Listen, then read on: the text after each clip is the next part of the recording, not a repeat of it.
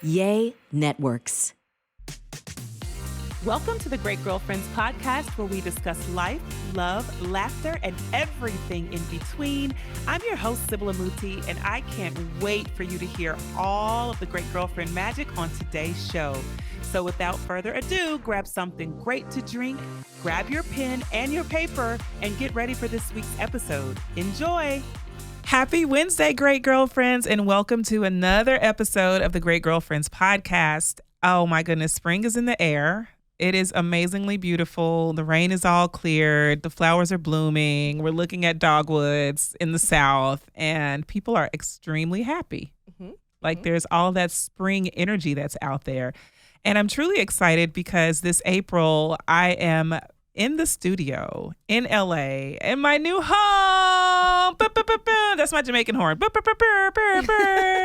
I'm in my new home and I love it here. And I just want to thank Yay Network for curating this space where we can come and do all of these amazing recordings. And Riley, who is the producer that does the most, thank you, Riley, for being amazing. We love you so much. And all my guests that come in from near and far. And so I have a guest who came from, I'm going to say far, because you're the first guest that's come from outside of LA. So technically, you're the guest that's done the most work to get here. Oh my gosh. So thank you for doing the drive. Yes, I appreciate it was an you. honor. And now I just feel even better in this very cool studio. Yes, what you said was like, Frasier. Which might date me a little, but I don't care. Does not. Because I stand behind Frasier. Frasier's amazing. Not Kelsey Grammer, no, but Frasier. Yeah. Right. But no, I want to thank you for driving up because I totally thought you lived in LA. And when I found out that you drove, I was like, wait a minute. Wait. Oh my gosh, I'm so honored. So Great Girlfriends, lean in, grab your pen and paper because we're going to have a conversation today about how to build and scale your businesses. And I'm so excited because Kira LaForgia is no stranger to the sensitive issues involved in the human side of running a business. There's a lot to learn from hiring, onboarding, training, and managing the performance of over 500 employees for a multi-million-dollar business. The good news is Kira learned it so you all don't have to. Thank you, Kira, very much. She founded Paradigm to bridge the gap between corporate HR policies and the modern needs of online entrepreneurs. Paradigm is the go-to people operations consultancy for small business owners who are ready to protect, streamline, and scale their businesses through their most important asset, their people. How many business owners have yet to realize that people are the most important asset? Not even just a sidebar, but geez, right? Yeah. What are we without people? Okay. And just because Google might have almost all the answers, it won't have what your unique business needs. And that is so true. Kira's mission in life is to empower women to identify their unique skills and passions and turn them into profitable businesses so they can have the freedom to live their life on their own terms. Kira believes that entrepreneurship is not a one-size-fits-all model. In fact, being an entrepreneur means making your own model built around your values and your lifestyle. With a decade of experience working in both corporate and small business environments, Kira's method utilizes the predictability of traditional business models and adapts them to modern innovation and unique experiences and stays focused on measurable results. Kira gets the job done, folks. Kira gets the job done. Kira gets the job done. Like my song. Welcome, Kira LaForgia. Thank you. I just love your last name. Here. I might say it about 10 times because I feel like it's so special. I mean, it's so much better than my maiden name, which is also a very outdated term, like official petition to change maiden name. Right. But yeah, thank you. I mean, I love it. Say it all you want. It's like the first time I've ever had like pride about having kind of a weird last name. No, I told you, it's super exotic. It's very like stage ready. And it's almost like you need a beauty cream. Like LaForgia is like LaForgia, like this luxe cream, like La Mer almost. Like, you know, something super expensive and I'm like into thick. that. Yeah. Get ready for my next side business. If I could create skincare products, I mean, I've done enough research. It would look great on the container. I just want you to know that. But so if anyone's listening, help me. Right. I'm so happy to have you on because a large segment of our community is entrepreneurial based. So many of them are either hybrid as well, where they're working full time and they have this gig on the side, air quotes, right? Mm-hmm. And they're trying to figure out when they can make one exit to enter the other one full time, or if it's worth it for them to sustain both, you know, as long as they can. Mm-hmm. And then there's those questions about when is it time for me to make a next choice in my business? How do I know when it's time to hire more? How do I know when I'm ready to take a leap, maybe even getting a loan or getting an investor on board to help support my infrastructure? And so I've bootstrapped. I have been an entrepreneur for it's been longer than that. I don't even want to do years, but probably 10 years or so, in and out of being in an agency space, but also building business. And I bootstrapped. And I think that was my biggest regret in building a business, was bootstrapping. But unfortunately, I didn't have the wherewithal to know how to ask for help before I was prepared to receive it. Like, now I'm like, teach me how to build a mansion. I'll probably build it 5 years from now, but teach me how to take it brick by brick. I want to know.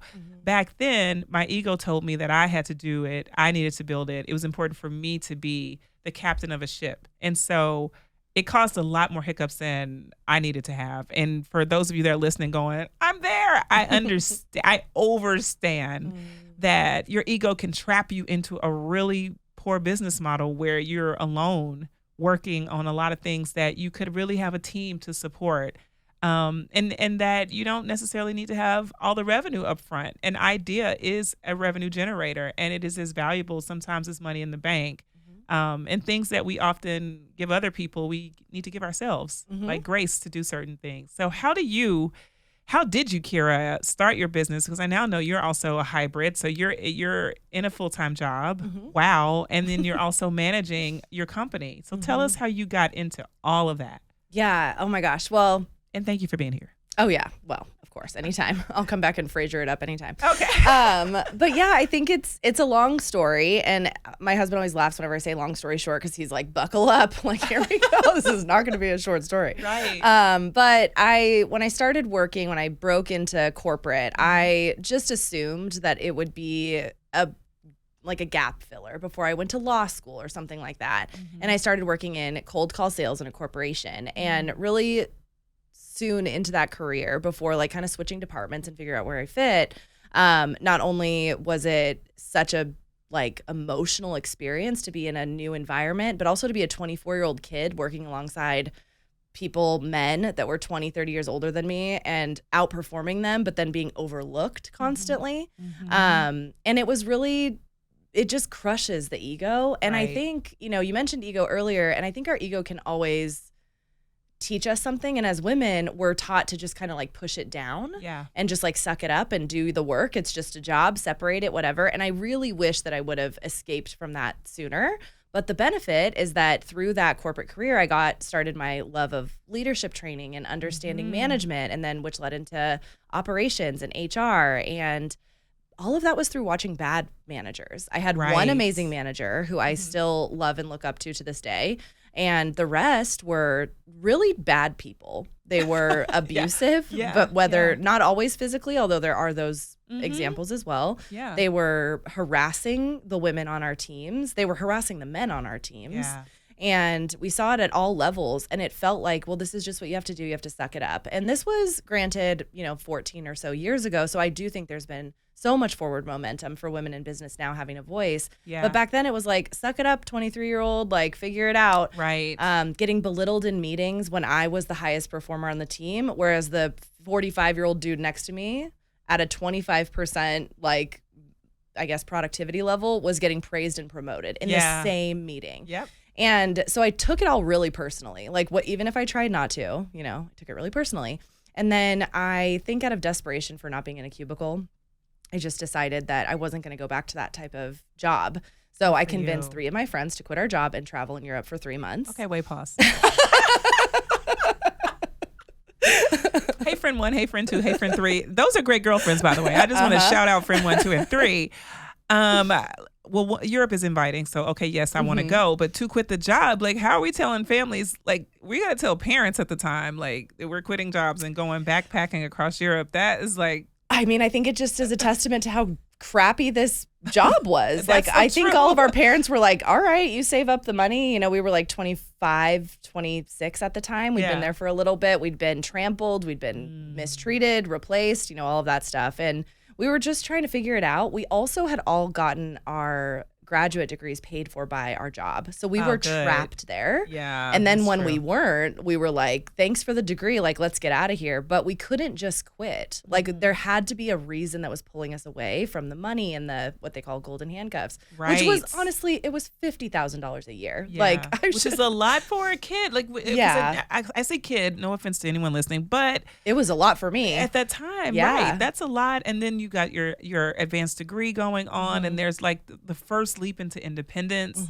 So, you want to, and for those that are listening that are in your early 20s, I understand the desire to want to get adulting right, right? Like you want to, Yeah. there's just like in your mind, there's a way that you should adult. And that includes having this sense of independence, having this job, having this, home or whatever be the choice. Yeah. And having these like decisions in place. But that's very disruptive of you all to step outside of that and go, no. And I don't love it. I don't know exactly why we had the audacity to do that, but Yeah. I think it was out of desperation. And it's kind of weird because making small decisions is sometimes so much harder than making the big ones. For sure. And so being able to kind of justify it in a way that's like, we've got a year, we'll all be done with our degree, and then let's like get the heck out of here was like it felt really empowering. It felt risky, but it also felt like, well, we can plan for this, so we can do it. The problem with that is that it really opens you up for a lot of criticism and sort of people looking down on you when they know you're not in it for the long haul. And so I ended up leaving that job even earlier than when we left to go on our trip, just to make some money over the summer. And I started teaching little kids swim lessons. Wow. So, which is 10 years ago now. I just celebrated my 10-year anniversary at the company where I was working 4 or 5 hours a week teaching kids swim lessons as their COO. Wow. So it really is. I played water polo. I swam since I was 5. It's a huge identity thing for me to be in water sports, being an athlete. I played water polo at UC Santa Barbara. Wow. Had to get major surgery. The whole like athlete, I'm sure there are listeners that can understand, like, I don't want to say athlete sob story, but like it's being an elite athlete is not exactly the easiest path. And then to have it kind of taken away. So it felt like my life was just kind of handing me this opportunity to go and like, just do something for yourself. Like just, you don't, have fun with your friends, get out of here. You've accomplished enough. Like I'm the eldest daughter, so I'd been accomplishing for my entire life. That part. Yeah, actually, I think all of us that went, no, one of them was a middle, but I was going to say, I think all of us were eldest daughters. We were just fleeing everything. But, and then enough. yeah. And then I just was really open to my boss. And I was like, I'm leaving for 3 months, but I'd love to work here for the summer. Like just so I don't have to be abused anymore. And they were so accepting and cool about it.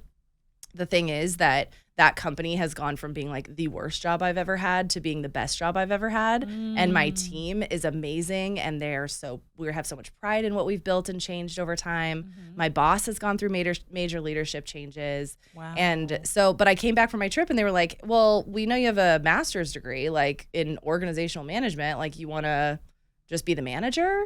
And I was torn because it was backed in like the $40,000 a year job type thing versus I was applying for sales jobs that were going to get to be 6 figures. You know how sales jobs promise that. Yeah. And Lots I of just potential. Yeah, and that's people always would tell us, through all the leadership training and stuff that I'd done, that you just have to go with whatever your gut tells you. Yeah. And I mean, I came back from Europe with $12. And that's only because my mom forced me to take 100 of her dollars on my last couple days. Yeah. So I was like, it was a big decision. I stayed living with my parents for a few months, but I decided to go with what I felt was really passionate, where I felt like I could make a difference. And after coming out of corporate, I was so desperate not to be in a cubicle. I honestly, like, now that I look back, I was like, can I make this job successful for the next now 10 years so I don't have to go back to a cubicle? Yeah. And I think that's just what motivated me the whole time. Like every decision I make at this company makes a difference. Every person I hire is a relationship I have. Every piece of advice I give can affect people versus being in corporate and just kind of being tossed around like a number. Right. And that's sort of where Paradigm came in during the pandemic, starting to see like how much we can build as women, especially when we learn to delegate and lean on our teams. And That so part, that's what delegating we've been doing. and leaning on a team. Someone's like, but how? How do you delegate and lean on a team? Because a lot of times we think we are doing it, but we're not. There's some micromanaging happening. There's a little bit of controlling in place where we want to like double, triple check everyone's work and their productivity or their output. And so, and then we're worrying if at night we're still thinking about, did Kira get this done? Did she able to? I wonder if Kira, like, if we're still having those thoughts at night about whether or not people are performing, I still feel like we're controlling in a way. So tell me, like, for you, you built this company. Did we start with our three friends? Or were they like? No, we all went in different directions. Okay. Yeah. So you build a company and you know that you want to work on organizational leadership. And I do want to also highlight, I think there is no minute of experience that can ever be lost or forsaken, because all of those treacherous years pave the way for you to talk about or prepare for what you would not do and things that you would do better. And you probably wrote an amazing thesis when you got your master's around organizational leadership and effective change. But as a leader, what is step one for you? You've incorporated, you got a name, you trademarked. I don't think you probably went to an office yet, but you've gotten the papers and you have a mission. But what was next for you? I think that just in building a small business and, creating alongside my boss who gave me, after a time, there was some tumult in there. It was like a decision that we were now in this together. And it was a moment where I'd gotten this piece of advice from my mentor in 2014. His name's Dr. Bob. And he said, look, I know you want to be a consultant and you need to get some experience, but this job, meaning my job with the kids at the swim school, is going to be the best consulting gig you could ever get. And he's like, treat every interaction with your bosses like they're your clients. And that is what I did for 7 years. Okay. And so luckily I earned the trust and the freedom to have a lot of voice in what I was doing every single day. So we flipped over systems. We tried new operations. We changed hiring processes. We implemented new HR. We implemented more diverse hiring practices, and we have multiple locations that are indoor private schools, and we work primarily with younger employees. But we also had to learn that I can't do 6 people's job. Right. And I had to learn how to delegate all of that within that job just to survive. I ended up getting so burned out that I made all these mistakes. All the mistakes that I'm trying to help other people not make, it's because I made them. Like, there's no shame in these control feelings. And now we have a team of directors and managers that allow me to be here today. They allow me to run another business while the business hasn't suffered at all. Our profit margins have only grown. We've only blown things out of the water. And that's with investing almost 7 times the amount of money that they were paying just one person, me, into our team. And that has come back to us in spades. And I think that when, my mentor gave me that advice and then I transitioned it over to Paradigm, that was something that I was really committed to. Originally, I started Paradigm thinking I'm going to leave my full-time job, and that's why I'm building this. But somewhere along the way, I had to understand that I could change my mind. And then it became building a business so that I didn't have to leave this company. Not only because it's financially responsible, but also because I've dumped 10 years of my life into it. Yeah. We now have a great partnership that I get to do. I get to lead a team of directors and managers, which is what I talk about every single day. So it's great content. And we have a mutual understanding, a lot of trust, a lot of respect. And now I get to take all of that and help other women do the same thing, but not get to the place where they're literally diagnosed with PTSD, which is what happened to me. Wow. So it's really cool. And also, the story I always tell is basically a bunch of stuff went down. I had a panic attack. I was at my house, and at this point, I had everything on my shoulders. And again, these were my consulting clients. My bosses were my first consulting clients. I never told them I needed help. I wanted to take on more and more and more so I could turn that $40,000 job into a job that could have us live in San Diego, you know? And so I was like, I got it, throw it on my back. It crushed me to the point of a mental health issue. And then the most beautiful thing happened. All these people that I've been training for, at the time, 6, 7, 8 years, stepped right in. And it was the most humbling thing to notice that it didn't matter that I wasn't able to be there. My team just had it under control. They were excited to do it. They were proud to do it. They'd been waiting to do it for years. Wow. So it was humbling. And I was like, oh no, everything's going to fall apart without me. But also like, no, it's not. Yeah. And so it's like, wait, don't you need me though? And they're like, yeah, we'll need you when you're done having a panic attack. Like, we'll let us know when you're back, when you feel better. And I was like, like, I can't believe I've been turning down and rejecting all of this help that other people want to give you. And the company is so much better now for it after having been forced into a situation where people really got to step into what we'd been training them to do. And I just wanted to make sure that I built my company that way. And so one of the first things I did was hire help, even when I couldn't afford it. It was like I got a client and I was hiring because I knew that I don't want to do that again. And how did you know who to hire first? Like, what became your process of building your org chart for your company? I think that for me, and that's what we do for companies now, is we really do an operational lens through org charts and operational, like, I guess, efficiency, and then we kind of filter in the people, and then we sort of plop all the HR compliance on top of it. Make sure you have your handbook and all the things that kind of be your bad cop when it comes to building your culture. But I think for me, it was just simply, I need to know what is taking the most time that I could easily train someone else how to do, because I have to go to work tomorrow. Right. So if I'm going to get a client and they're going to feel that there's trust in me, what are the things that I can teach someone how to do, either asynchronous, by video, create, some standard procedures, something that I could easily delegate off my plate that would still make a big time impact. So it's usually going to be somebody for your very, very first hire, it's usually going to be somebody that can make an impact in the stuff you either don't want to do, and so you're not doing, and your business is held up because of that, or it's the things that are going to make your clients just have the most amazing experience, and that they're going to refer more people to you, and that you're going to be able to be proud of what you're building. If you can just choose which one of those things you need more support with, but honestly, like, it's really hard for a CEO to admit they need either of them. So right. So after you make those hiring decisions, how do you know? Because I know someone's listening. Like, okay, I probably most people start with their interns, right? They've grabbed a few interns. They have volunteers, and then at a certain point, you get to a point where you need to have in place a model that supports that intern or those people who are entry level, growing into higher levels into your company, but also giving them space so that they're not carrying the load alone. So were there like measures in place that you put in position to say, okay, when the revenue builds to this point, or, is there like when I'm 50% up in revenue, I know at this point I can take 20% and invest it back into the team. Is there a way that you measure that?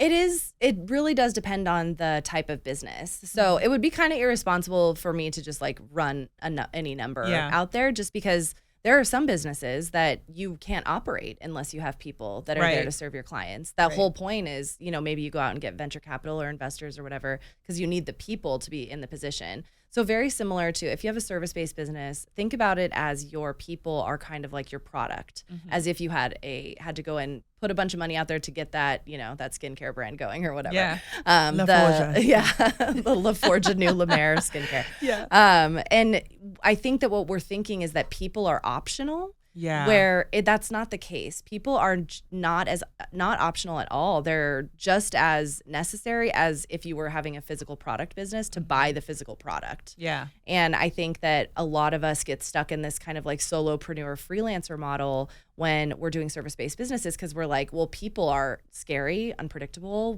They're expensive. We don't know what step to take. And it's sometimes hard to vet them, right? So there's that part of like, how do I know what I need in a person? Yeah. There's that, that comes up. Yeah, and it's so scary to take that step. I mean, there are moments, I've always wanted to have a very small team, so we only have a team of 3 employees, but I manage a team of 50 employees somewhere else. So it's kind of like, maybe if I didn't have that energy, but the main thing I think is that it's not a direct exchange of tasks. Those can be contractors. If it's just like, knock these top tasks off my plate, like, don't invest in it. But if you're bringing somebody in that you want to help build your culture, be there for the long term, think about how that position is going to serve your company in the long term. Yeah. So then it becomes, you don't want to say anyone's replaceable, but it does become a replicable position. So you're not tying everything into one person. And let's say you're offloading 20 hours a week, you're not necessarily getting 20 hours a week back. That person needs to be led. So you're going to get 16 to 18 hours a week back. And then you're going to spend a lot of time and energy, 2 to 4 hours a week with one person. That's a lot of development opportunity. Right. So I think, and there's plenty of creative ways to do it. Have them listen to your podcast, have them take your courses. There's all different ways to get people integrated. But the biggest investment I've ever made has always been people, and it's always come back to me tenfold. We went, every year the business is 100 to 150% in growth. We're still young, only 3 years old, but I can see that my ability to expand the company is fully dependent on the people that we have on our team. So I think thinking about that key first role as being a long-term role instead of just going for the intern first. Because that's still an exchange of time, like you're committing. More time too, honestly, with interns, you're like, I had to spend more time to teach more and carry more. Yeah. But okay, so give us your 3 do's, like when you're choosing the people that are going to help you to manage and scale your business, right? What are the 3 do's or the things that you're looking for? And then we're going to talk your 3 don'ts. Like give us your top 3. How do you know someone's qualified to join your team? Well, I think that number one, there has been a lot of discussion about the types of interviews that we're doing with people. And truthfully, we have to go back to the basics. We have to go back to the traditional interviewing process. Everyone should have the same opportunity. If we can afford to have a recruiter or somebody helping us with blind hiring processes, things like that, those are going to make a huge difference and create a really professional relationship. Okay. So I would say the biggest do is to make sure that you're being equitable with bringing somebody on your team. For your first employee, the next do is always somebody that you feel comfortable with and somebody that you feel comfortable messing up in front of. Yeah. So we don't want to go like so far out of our comfort zone that, we want to make sure that we're welcoming diverse applicants and people that might throw us off a little bit, make us feel like we're stretching to understand new perspectives. But for your first employee, just somebody that you're totally fine with just being like, whoop, screwed that one up, or whoops, we messed that up, or, whatever the case may be. Like always having somebody that you're not going to feel judged around. And like, that's the only part of the hiring process I say is okay to go with your gut. The rest of it should be very much a data game, looking at their experience, calling their references, getting a feel for their social media, depending on what your business is, looking at their portfolio through like a really critical lens. Yeah. And finally, like, don't be afraid to start over. If you don't find the first person in your first set of applicants, it's time consuming. It takes a little bit more time, but to replace an employee that's fully functional can cost up to 400% of their salary. So really just looking at the data. And if you can't do it, have somebody that you trust, a partner, a coworker, a friend that can maybe do another interview or have a quick phone call or review an interview and give it to you straight. Yeah. Because sometimes we're going to go right into whatever makes us feel like we're talking to one of our great girlfriends. Yeah. And that's not always what's going to be best for our business. Absolutely not. Yeah. Train wreck, in fact, sometimes, because honestly, it is not that hard to build a rapport, but most of the time the productivity is not built on rapport. It's built on a person's innate desire to want to bring results to the table. Right. Like, their own self-sufficiency. I'm going to do my job regardless of how much rapport I have with Kira LaForgia or whether or not Kira's inviting me to lunch or whether or not I want to do my job because it's part of my DNA to want to do what's right when it's time. And so that is so very valuable. And then what are some red flags for you as you are hiring out or people that are going to support the scaling and managing of your business? Well, again, like it does, I think you really have to lean into who you are as a leader to know what's really valuable to you. So one of the things is I think if you're not establishing what exactly your company needs prior to seeking out that support and help, and doing your due diligence to understand what your requirements are for creating a space where it's comfortable for somebody to work. Yeah. We see people skip over the HR part all the time. So that's kind of our special sauce. That's what I've been doing for so long. And that's what my team does. And so we always want to make sure that we're centering the compliance piece. So skipping past that is a huge mistake because your team, we want to show them that we have the respect to understand that this is their livelihood and this is their job, even if they're just a part-time employee to start. Okay. And I think that the way that our small businesses can do that is to show up for them by investing and making sure that we are setting up everything as best as we can on the back end for them to understand the expectations outside of their job description. Anybody can write a job description. Facts. But the job description can be changed at any time. Like we can literally start it in 1 week. I just hired a new assistant a couple weeks ago, and her job description, I mean, she crushed that in a week. I'm like, great. I got to go now figure out what else to give you so you can be challenged, stay engaged. Like now I'm like, heck yeah, this person is going to be around. Like, so that's not really a red flag. That's kind of the opposite of it. But I think that's one thing. But sometimes we do, I mean, I can say in terms of red flag of things, when you're in business and you have a small business and even maybe your budget's even tight or you have limited revenue, that's coming in. Sometimes people can think small and just want people to fill holes, right? I just need a person who can just play this very small role. They don't know how to ask for the most out of a person because they don't feel that they're qualified to do that. But to your point, if you don't ask for the most, like, this person wants to be stimulated. Clearly, she's ready for whatever tasks come your way. Like this person is prepared to take it on, is a quick learner, like, and they are very stimulated by the environment. So if you don't ask for the most out of this person, they're going to go somewhere where they can really be challenged. And so it's important for us, I think, as business owners to, put the robust ask out there and assume that people are ready to dive into the vision that deeply. You know what I mean? Like be willing to, don't ask small. Don't ask small of anyone because at the end of the day, you're going to regret it. Yeah. Yeah. Every time I've told myself, Kira, I have a limited budget scope. I'm going to scale the scope of work back just a pinch because I need the budget. The budget doesn't match the scope here. I've been disappointed. Not because that person wasn't an amazing person who could have performed well, but because I felt like they underperformed. Well, they probably underperformed because they were bored with the task.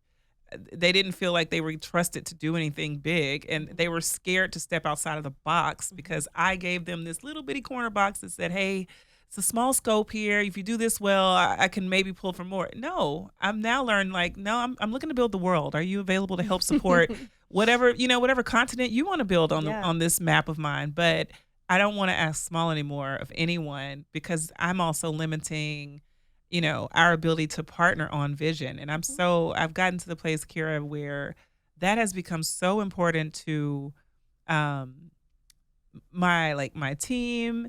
I need visionaries. I need people who are practical visionaries who can land a plane and fly it. Like they're able to see up there, but they're able to also keep eyes on ground. I love the idea that, they can dream more for me than I can see for myself or the brand. I'm like, go for it. Right. Explore it. Right. Feeling. And so shout out to this new assistant and hopefully she's you gonna got like and it's really, that's the next just don't think of your people as an expense. Think of them as an investment because we can act. It's not magic.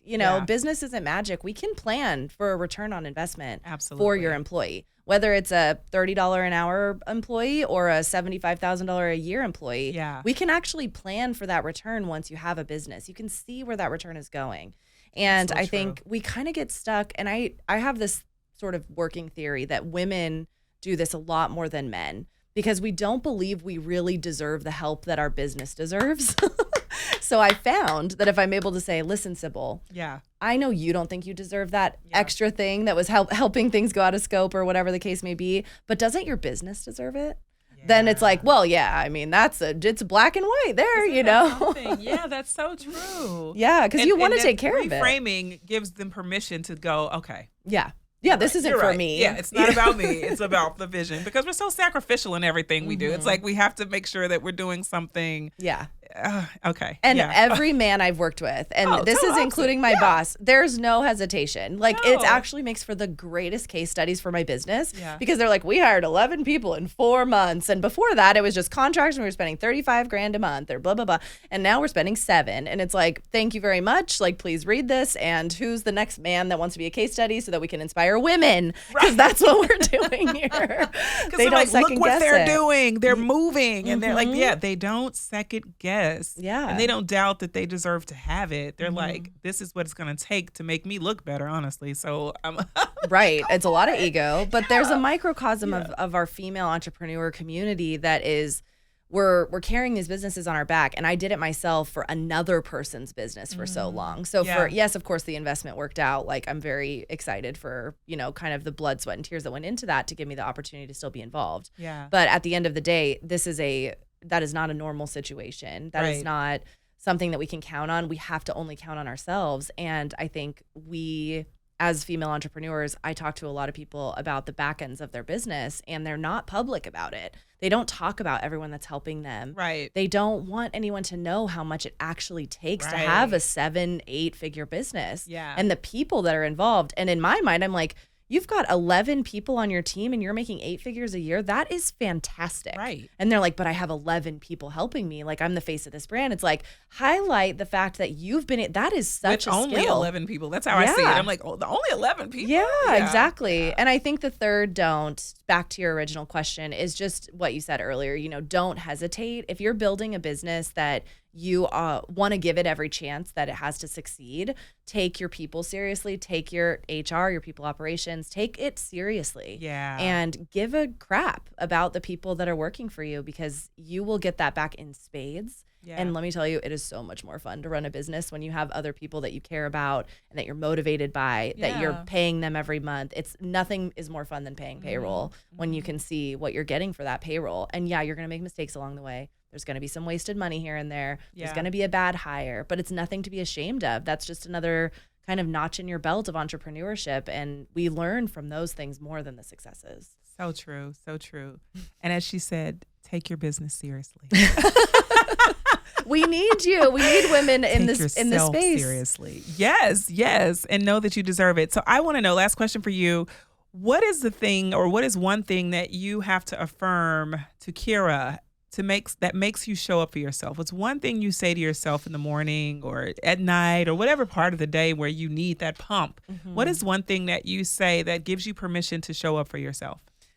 Oh gosh. I mean, entrepreneurship is so up and down. There are times when you have to say this a few times. Yeah. But I learned this in therapy, and that is just everything is temporary. Nothing is permanent. And so if paradigm is the season now, and some of it's up and some of it's down, and some days are great, like today, meeting amazing people and being Frasier, and some days are harder, wondering like where the next client's coming from. We don't have sales calls on the books, whatever. It's all temporary. And the longer you do it, the more obviously temporary those moments are. So just like ride it out, like ride the wave. It's going to be fine. And I think women are we're already running up so many hills. Yeah. So I think part of it is just showing up for each other too, That running uphill came up earlier today. That's so funny. This is twice we're hearing this today, but no, it's so true. I think you're absolutely right. My hope is that any woman listening to this, one, hears your blueprint and goes, have I considered the idea that I could possibly partner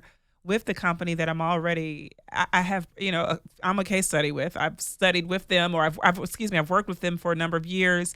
They have proof of my concept. They know my capabilities.